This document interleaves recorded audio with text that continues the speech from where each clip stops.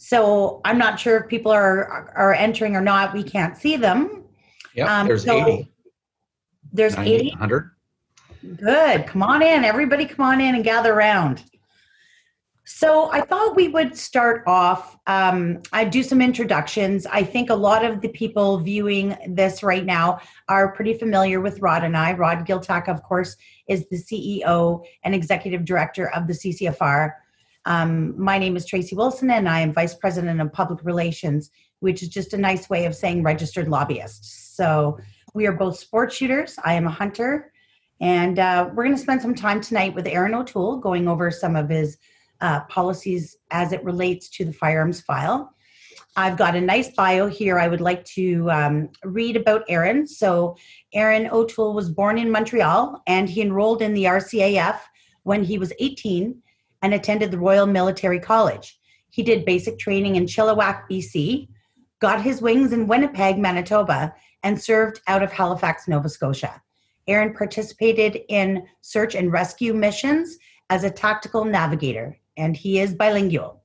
After 12 years of service, Erin retired from the military and spent the next decade working in the private sector as a corporate lawyer. He is a founding member of the board of directors for the True Patriot Love Foundation, a charity that serves veterans and military families across Canada. He's been elected 3 times in Durham, 2012 by-election, 2015, and 2019. He serves as parliamentary secretary to the Minister of International Trade before becoming Minister of Veterans Affairs, a beleaguered file which he successfully turned around within 10 months at the end of the Harper government. Erin is married to Rebecca, and they have 2 beautiful children, Molly and Jack. Welcome, Erin. Thank you for coming to talk to us tonight. Great to be here. Thanks, Tracey and Rod. I appreciate it. And lately, because I'm now operating this broadcast studio and home office out of my home, you should have put Rebecca, Molly, and Jack, my family, up front, because I'm around so much they're getting totally sick of me. So we have to get Parliament back. They need me out of the house. Oh, I'm sure it's not that bad. That's one blessing of this whole thing, is we are spending a lot more time with our family and that's true. Sort of cherishing that time. So I thought maybe I would give you an opportunity to talk for a couple minutes before we start hammering you with questions.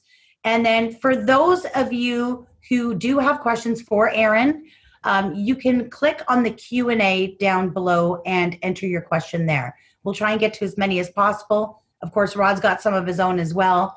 But I thought we'd give the floor to Erin for a couple minutes first, and then we'll get into some Q&A. Perfect. Well, listen, thank you for the opportunity, and thanks to all the members. I've even seen one of my wingmen in Parliament, Alex Ruff, a great veteran, new Conservative MP. He's on board. He's already sending me a text. And so thanks to all the members of CCFR for being here. I'm here to be accountable for you, to you in this leadership race. And we only have until May 15th until people can buy their membership to participate in this race, which is even more important following the undemocratic order in council action by the Trudeau government about 10 days ago or so. So look, I'm going to say something that I think your members will understand. I'm going to commit to repealing the Firearms Act and fixing the classification system once and for all by making sure manufacturers, users, and law enforcement are all part of the process of drafting clear, unambiguous, fair, and equitable laws that respect the law-abiding rights of Canadians, that helps Canadians understand that we have an effective system of screening, training, and licensing that go along with our PAL and our system of regulation for firearms that we should be proud of, because statistics confirm that law-abiding owners are not the problem when it comes to crime in Canada. The problem comes from guns and gangs activity, illegal border smuggling, and a range of issues that the Liberals ignore entirely and instead demonize law-abiding owners for political reasons and use misleading terms like military-styled or assault-like to try and confuse people that don't understand our firearms regime. So I've just said what I'm going to do. I said this 3 years ago when I ran for leader of the Conservative Party, and Tracey can attest to that because she was doing her role then as well. I've been the only person in this race that has participated in speaking against the Liberals' Bill C-71, against the UN marking, against the arms trade treaty at both the House of Commons and in committee. And I've consistently defended the rights of law-abiding owners since the day I was elected, because my military experience, I know how effective our system is in Canada, and I know how amongst the several million law-abiding owners, we have veterans, we have law enforcement, we have statistically the most law-abiding group of Canadians who exercise their rights with professionalism and respect. And I can't stand it when they're politicized by the Liberals for electoral gain. So you should be making sure which candidate has been crystal clear, consistent. I've not started spouting these things because of the Order in Council. I've been talking about this since the day I became a politician, because of my background. And I should add, I've won 3 times in the very suburbs, the 905 area of Toronto, where the Liberals are trying to confuse people with Bill Blair's comedy routine, where he clumsily bumbles through every file he's had in government. I will leave him in a heap on the floor in the House of Commons. I have already on TV interviews in the past. We need someone principled, someone with a track record of standing up, somebody that can win in the suburbs, someone who's in the House ready to take on Trudeau in September. I'm the only one that meets all those criteria.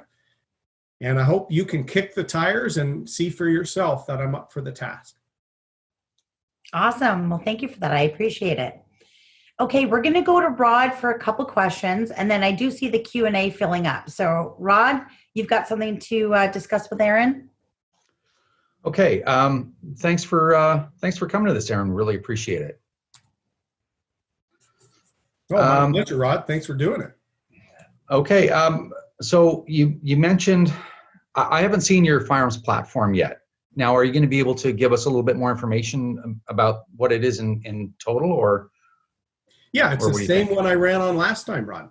I'm going to repeal the act and redraft legislation to clarify the classification system.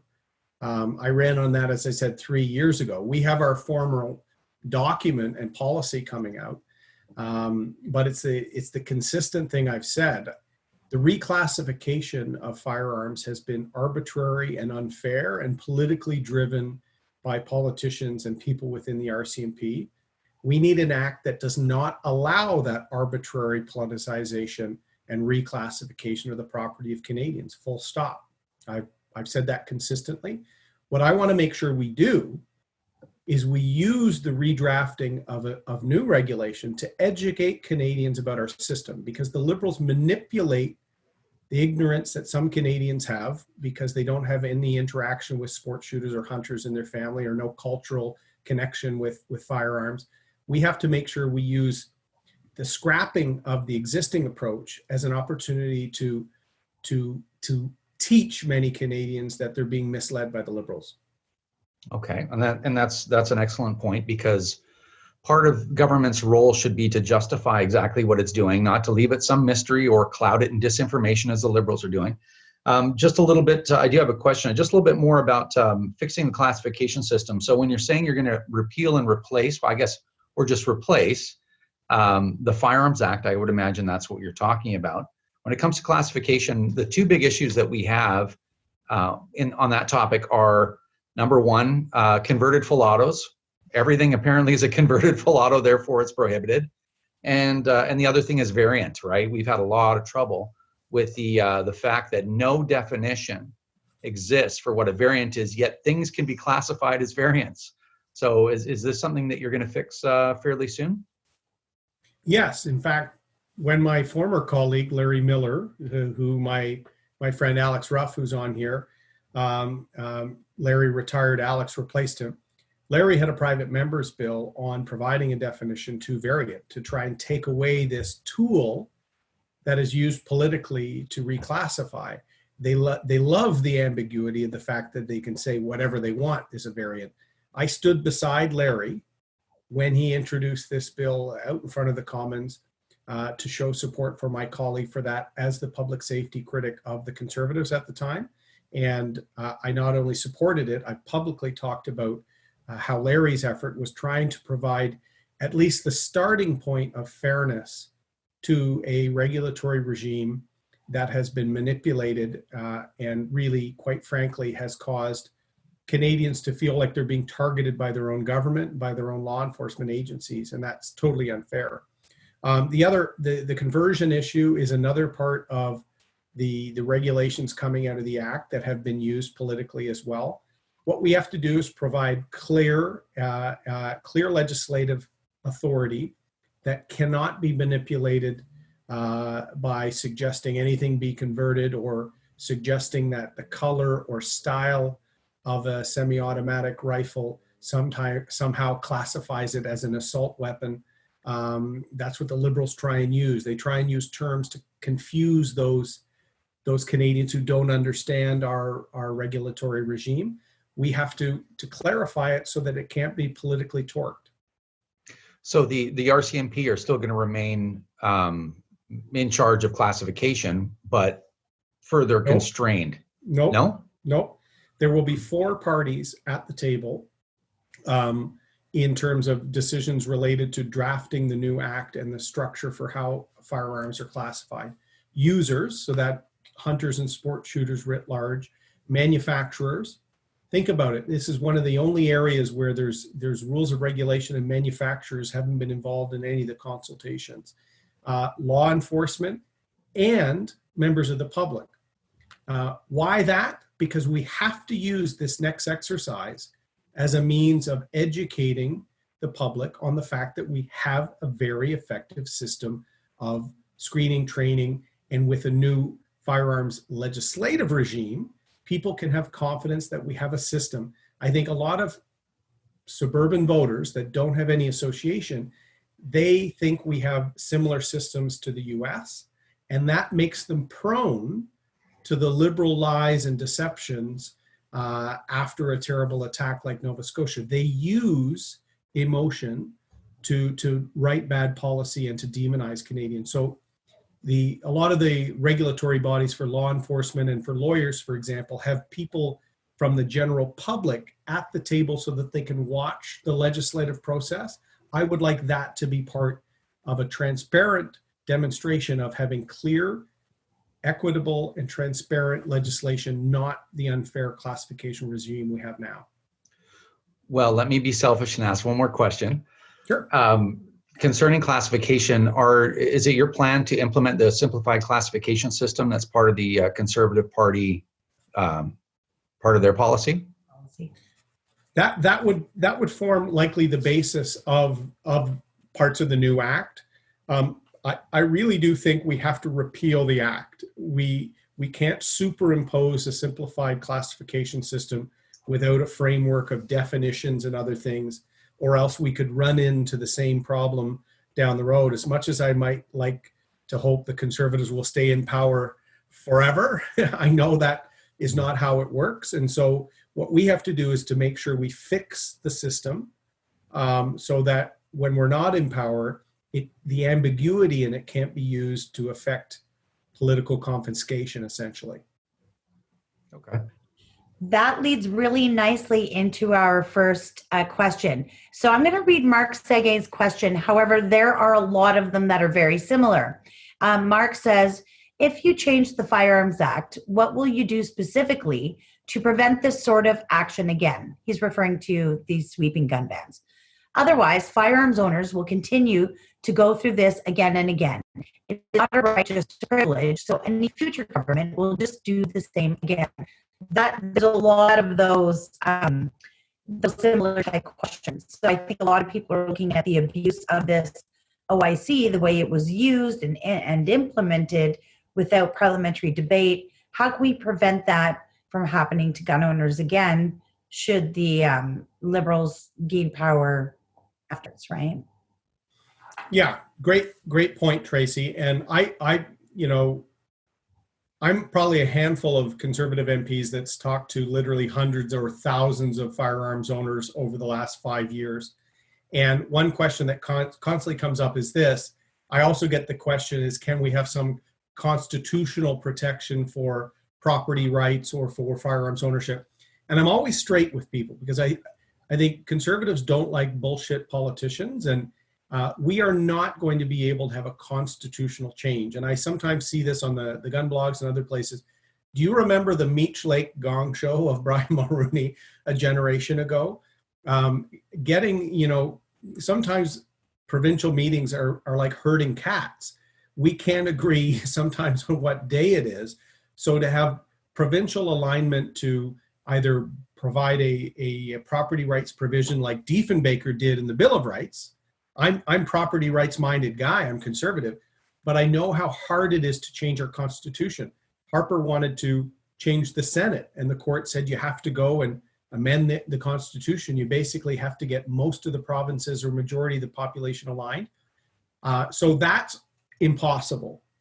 And what we can do, the new legislative regime, why I want to make sure that it's public and I have everyone at the table, including representatives of the public, when we have a new legislative regime, it will be very hard for a new government to come in and replace that if we've done it very transparently and we've shown that we're not drafting laws that are kept ambiguous so that certain officials can say what they want a variant is.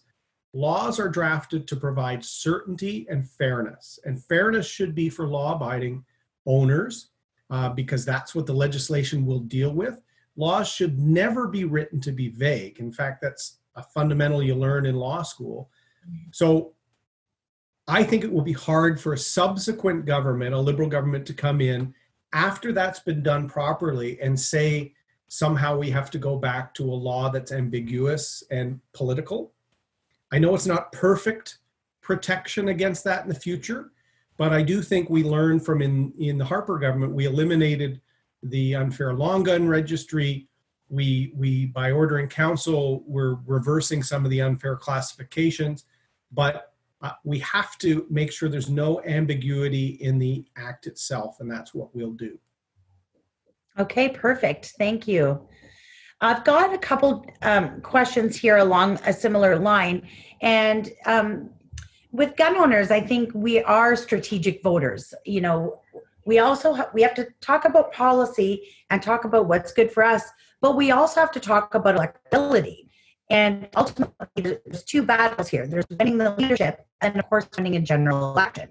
So there's a few comments here that are similar, a few questions that are asking how you go about some of the tougher areas that we've seen in previous elections, like Quebec, like the GTA.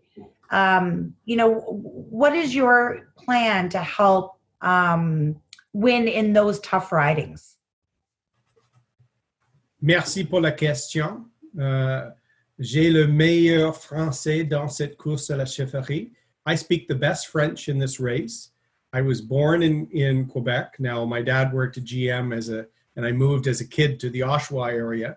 I learned my French in the military.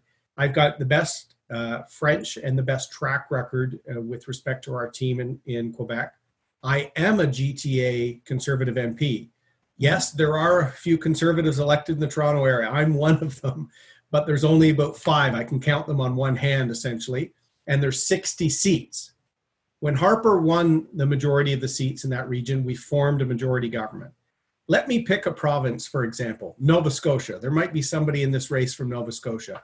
If that person sweeps every seat in that province, we're still in opposition. You got to fish where the fish are.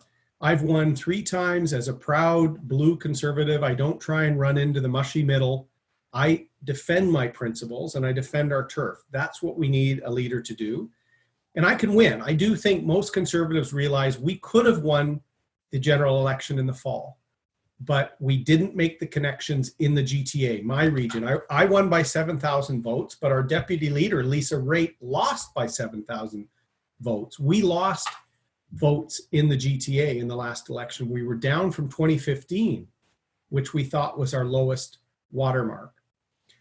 So I can win. I have won. I would be the first GTA leader for our party ever, the first Ontario leader since 1948. Jason Kenney knows that a principled Blue Conservative from Ontario can represent the interests of Albertans who are the most upset and the most frustrated with Justin Trudeau. So I've got all the ingredients to win. The final thing I'll say, I'm not a career politician, so I'm not as well known as Peter MacKay. I might as well not dance around it. I've got a lot of respect for Peter. He was a good defense minister. He was the old PC party leader 17 years ago. If you look at his campaign for leadership versus mine, ours is principled, tough, strong, and error-free. And that's how I would run a general election. If we make one slip up, the media magnify it by 1,000 times. Yeah. So we have to build a team that's smart, conservative, proud of it, and defends our turf. Look at how the various campaigns have run. That's why we're going up and other campaigns are not. Good answer. Rod, do I have time for one more? I want to slip this one in. So James is asking, I'm going to expand on his question so that I can encompass a few of them. Will you add a legal avenue to appeal a denied license based on the background check? I want to expand on that. So right now, as it stands, if a gun owner goes to file their renewal and it's not approved, there is no recourse. I don't want to use the word ombudsman because I do sort of want to reserve that for other things like veterans. But do you understand what I mean? There is no recourse for a gun owner to sort of appeal anything that's happened to them, any decisions.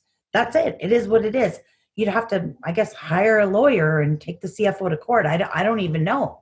So what about some sort of like something that gun owners could fall back on for help with stuff like that?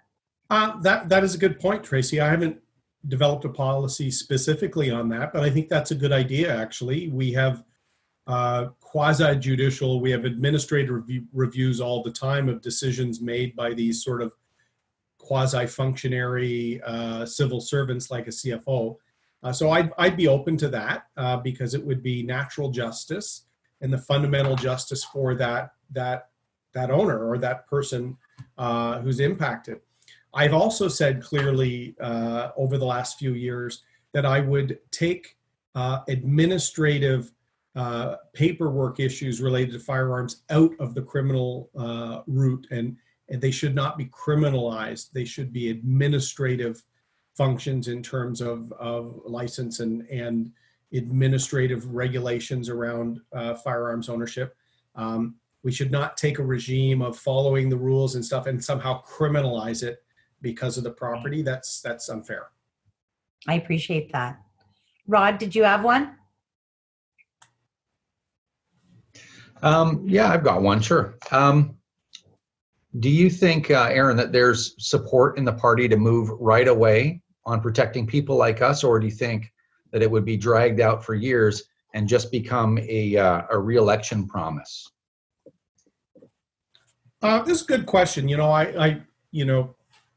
I've been friends with a lot of people in the movement for a long time, and a lot of people always say, Stephen Harper waited until like 2012 to move on the long gun registry, and I always say to people, it's because he didn't have the votes. Like, a majority government means you can exert your mandate without having to broker any deals. And that's why that took so long. A lot of people said, yeah, he did have a few terms, but they were in minority and he would have lost the vote. So as a majority, after the next election, when people see how Trudeau failed in terms of keeping coronavirus out, and he's failed on the economic platform or response as well, I think we have a good shot to win the favor of Canadians. Right now, all they're seeing is Trudeau pop out of his house for 15 minutes a day. He's suppressing Parliament. He's acting through OIC. He's out of control. We're going to have $250 billion deficit.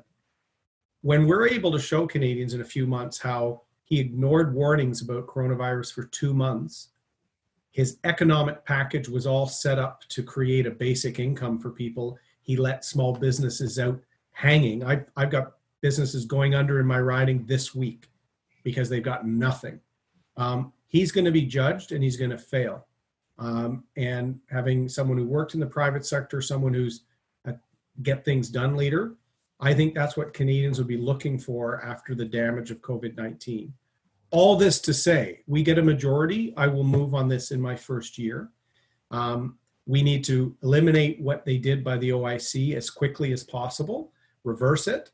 But then I want to just as quickly move on repealing the act and starting from scratch, because we will have to, as I said, I want to use that to educate Canadians so that Liberals can't play this shell game down the road.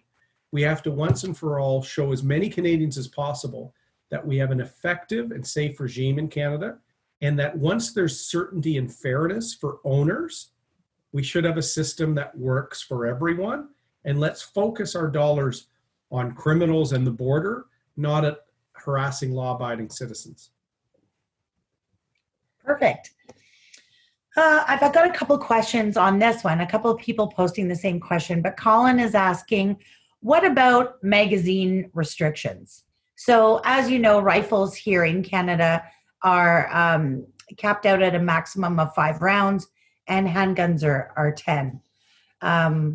There's not a lot of evidence that little steel rivet in our magazines, is any public safety measure.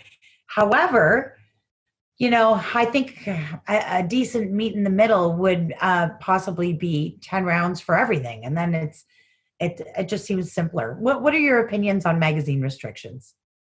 Yeah, when this came up in the last race, I always said our system is based on trusting the user.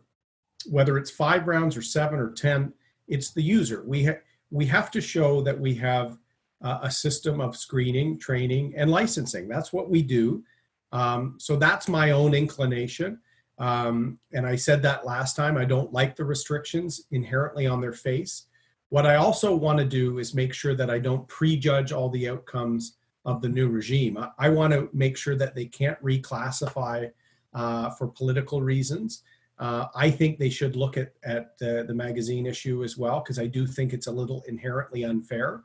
But we haven't made a specific promise on that in this campaign, other than I think we need to make sure that people see that we trust the users, and it's not about an arbitrary number. It's about that training, that regulatory regime we have to trust the end user, particularly at their range, which are professional, or if they're hunting, they have an environment where people are holding one another to a high standard. And that's what I like about this, this cross section of Canadians. We value these rights, and we have expectations on our fellow users to be responsible at the range, when they're in storage, all these sorts of things. And I think I'd be open to changes to that too, but let's not totally predict what the final system will be. Let's just fix the system. Perfect.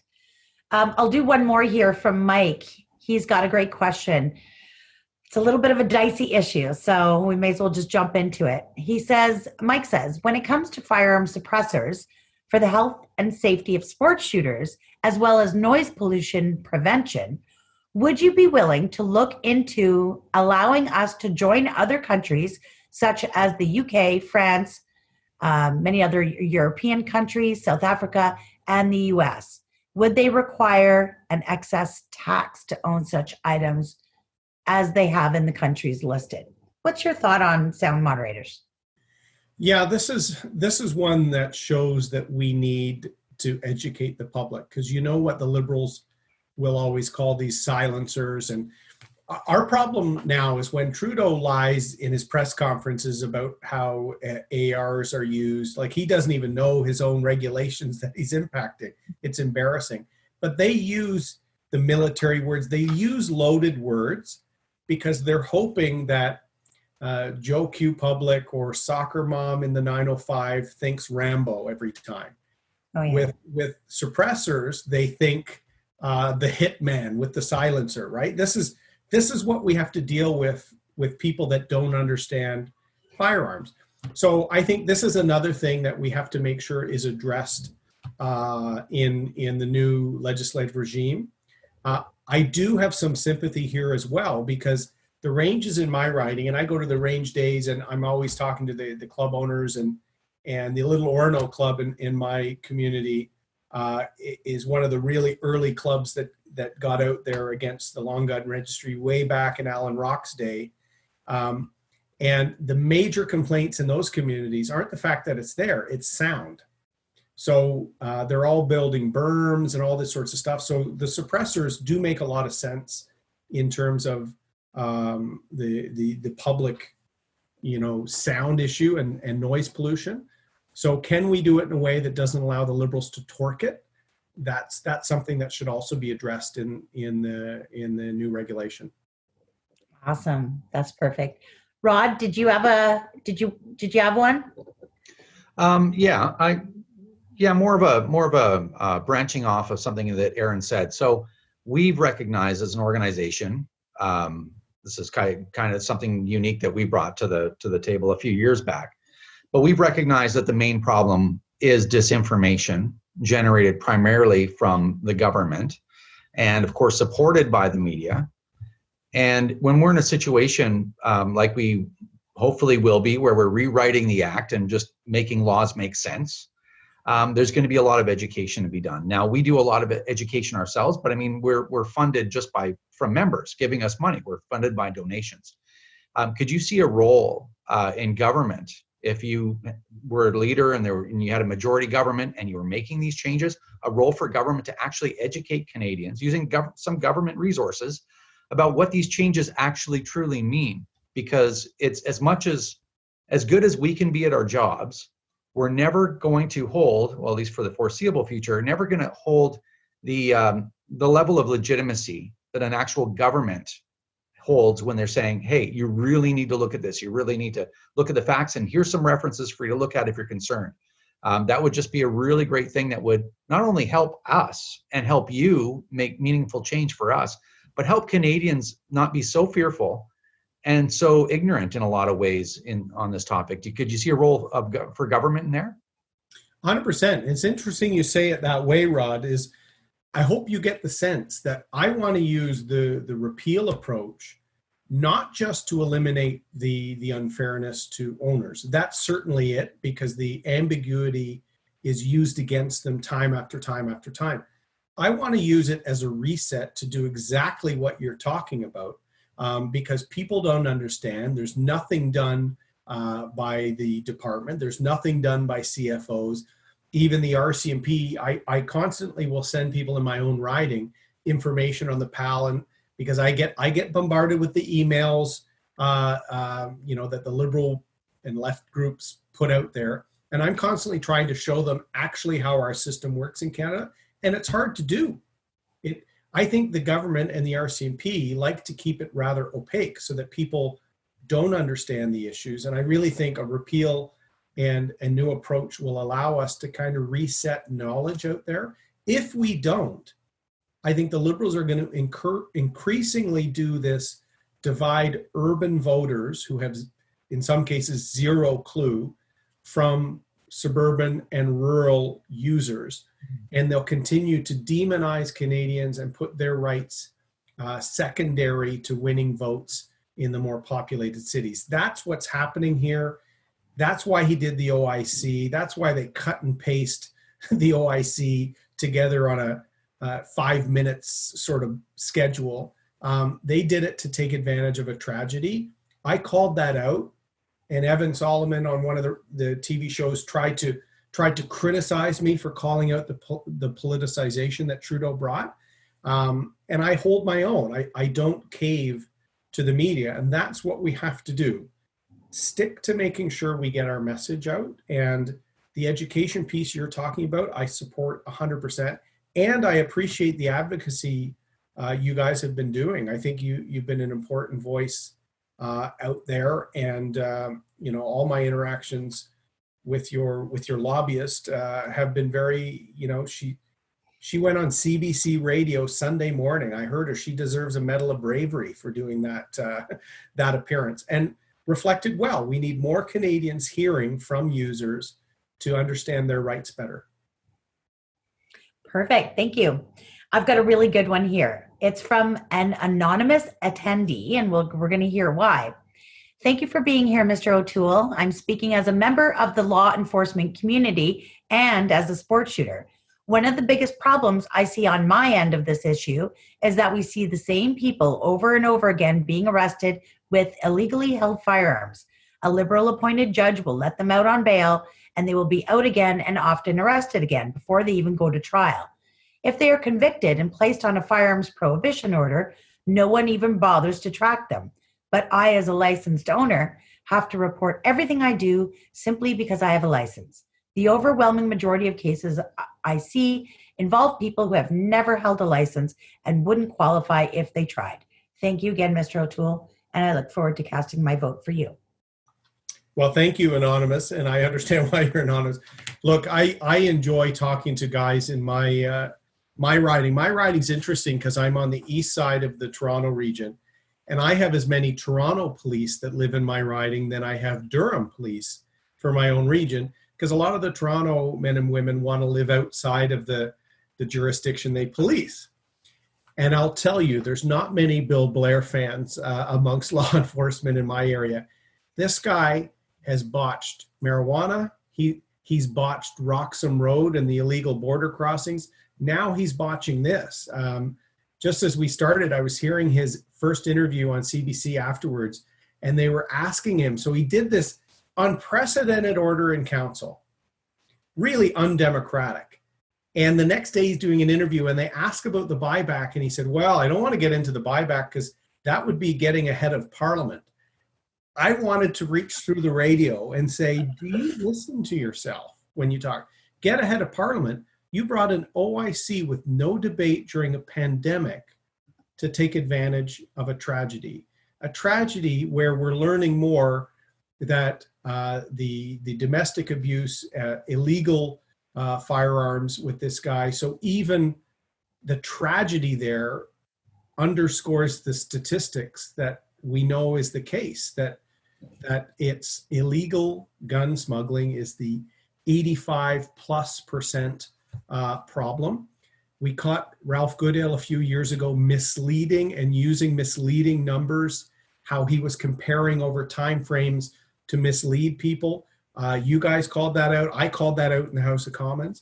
You're 100% right. We have to not just push back against the Liberals, and I did. And if you see the video on my Facebook page, I also said, and for those people that want a public safety plan, here's what we need to do. A border task force to deal with smuggling and, by the way, the illegal crossings. The Liberals have eroded our border security, and they were seeing people, firearms, drugs, cigarettes. It's carte blanche. We have to end that. And I would like to see a swifter sentencing regime for criminals that use a firearm and cases of domestic or spousal abuse, which in some cases get off with a slap of the wrist. Like you said, judges letting people off. So I'm in favor of some mandatory minimums for real criminals while we eliminate the unfair actions against law-abiding people. That's perfect. Okay, we are down to our final 5 minutes. I'm going to squeak one more in here. Emily Brown, she's from the Ontario Provincial Trap Shooting Association, and she's a professor. Emily wants to know, according to the polls, you are just behind Peter MacKay for the leadership run. What is the most significant thing that makes you stand out and the best candidate to beat out Trudeau in the next election? We cannot afford to lose this one for the sake of all Canadians. Well, thanks, Emily. I agree 100%. And some polls we've seen I'm ahead. Some have me close.